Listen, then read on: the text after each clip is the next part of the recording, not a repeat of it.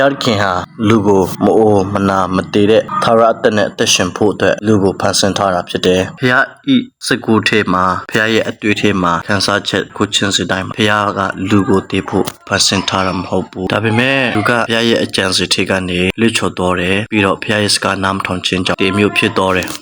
ဒါပေမဲ့လူဟာဖျားရဲ့အကြံစီထဲကနေလွတ်ချော်တော်ပေမဲ့ဖျားရဲ့ဘက်ကနေပြန်လဲပြီးမှအဲဒီ30မှာပြည့်ကင်းစင်တဲ့ယေရှုကိုတွေ့တာထဲမှာဖန်ဆင်းချက်အဟောင်းထဲမှာလူဟောင်းအထဲမှာပြည့်ညတ်တရားရဲ့အဟောင်းထဲမှာရစ်ပူဆိုခြင်းတဲ့ကျင့်ထုံးတွေဒါမှမဟုတ်လူရစ်ပရိုဟိုက်တွေစနေဟောင်းထုံးလက်ဆန်လာတွေအမြင့်မြတ်အားလုံးကိုလောက်ကားတဲ့ပေါ်မှာစီရင်တောက်တန်ဖေရှာပေးအစွန်းတိုက်ပေးဖြစ်တယ်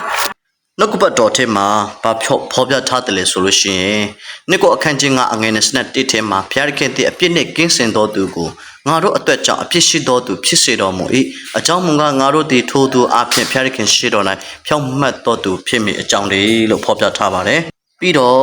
နောက်တစ်ခုမှာတစ်ပေခန်းချင်းနှစ်အငယ်နဲ့စနက်လေးထဲမှာငါတို့သည်အပြစ်နှင့်ဆက်ဆိုင်သောအရာ၌အတည်ဖြစ်၍ဖြောင့်မတ်ခြင်းအရာ၌အသက်ရှင်စေမည်အကြောင်းငါတို့အပြစ်များကိုကိုတော်တိုင်တစ်တိုင်မှာခံတော်မူပြီးတန်ချက်တော်များအပြင်တင်တို့သည်အနာပြောလျက်ရှိကြ၏လို့ကျမ်းစာထဲမှာဖော်ပြထားတာတွေ့ရပါတယ်။ဒါကြောင့်မို့ယေရှုခရစ်တော်ဟာတလောကလုံးမှာရှိတဲ့လူတွေရဲ့အပြစ်အတွက်သူ့ကိုယ်သူအပြစ်ရှိတော်သူအနေနဲ့ကားတိုင်းပေါ်မှာတေခံပေးခဲ့တဲ့သူသွန်လောင်းပေးခဲ့တဲ့လူတွေရဲ့အပြစ်ကိုသူ့အပေါ်မှာတင်ပြီးမှသူ့ကိုယ်သူပြစ်ရှိတော်သူအနေနဲ့ခံယူလိုက်တယ်။ခံယူပြီးသူဟာကားတိုင်းပေါ်မှာတိုင်ပေါ်မှာကျွန်တော်တို့အတွက်အသေးခံတူသွန်းပြီးတော့3ရက်မြောက်တော့နေ့မှာပြန်ရှင်းပြန်ထားမြောက်တဲ့ဘုရားဖြစ်တယ်ကျွန်တော်တို့ဟာယေရှုခရစ်တော်ကိုယုံကြည်လက်ခံခြင်းအပြင်ဖြောင့်မတ်တော်သူတွေတန်ရှင်းတော်သူတွေဖြစ်တော်ကြပြီဖြစ်တယ်ဆိုတော့ဒီနေ့နှုတ်ကပတ်တော်အပြင်ဟောပြထားတယ်